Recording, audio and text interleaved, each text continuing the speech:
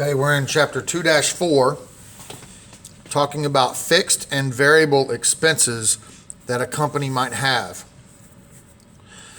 In this first example, the art students have researched all of their potential expenses. The fixed expenses are $17,600. These are expenses that they cannot control.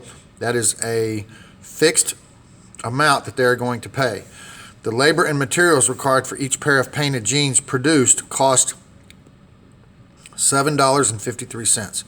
Represent the total expenses as a function of the quantity produced. If Q units are produced and the variable cost is $7.53 per unit, then this can be represented by V equals 7.53 times Q, the variable, the amount that they produce.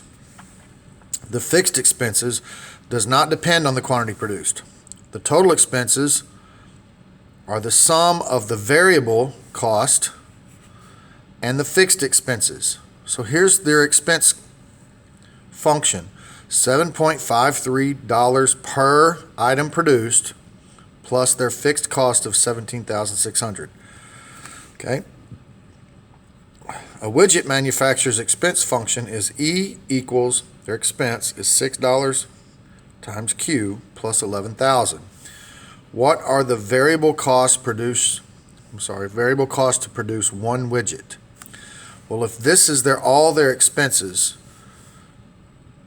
to produce however many widgets that they're going to produce, then the variable cost is the one that changes depending on how many units they produce. And the variable cost is always going to be the one multiplied times the number of units. So what would the fixed cost be? Well, the fixed cost would be this, the 11,000. And that is the variable cost because this one depends on how many units they produce. All right.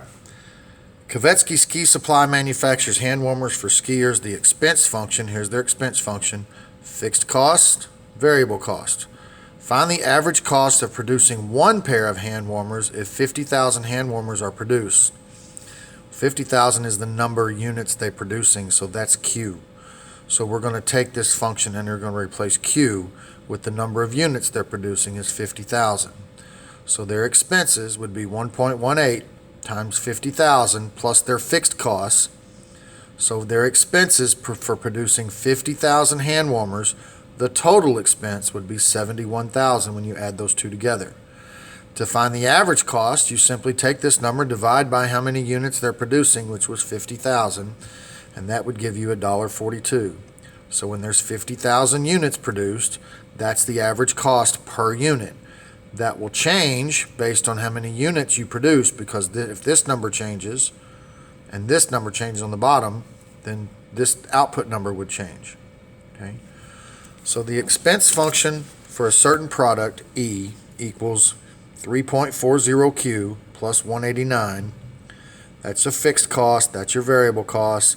Express the cost, the average cost of producing Q items algebraically. Well, remember, you would take the total expense and divide it by the number of items. Well, the total expense was 3.40Q plus 189,000. And then you just divide that by the number of items they're producing, which is the Q. So that's how you would express that algebraically. All right.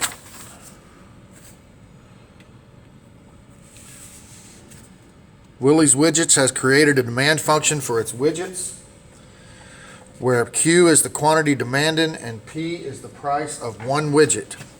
Its expense function is E equals 3Q plus 18,000. Variable, fixed.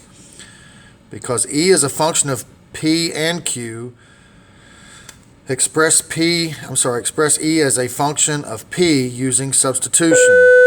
Well, here's your P, your Q number, the amount produced. You're going to substitute that in there for Q.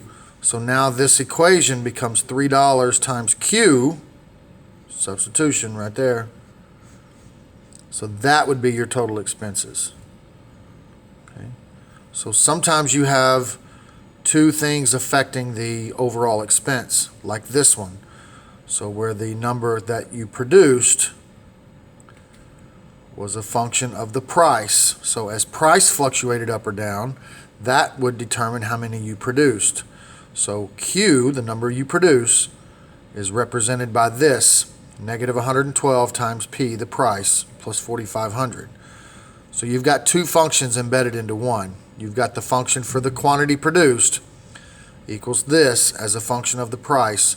So you substitute that in for Q into the equation, and now you have a new expense function. Okay, that is it for assignment 14.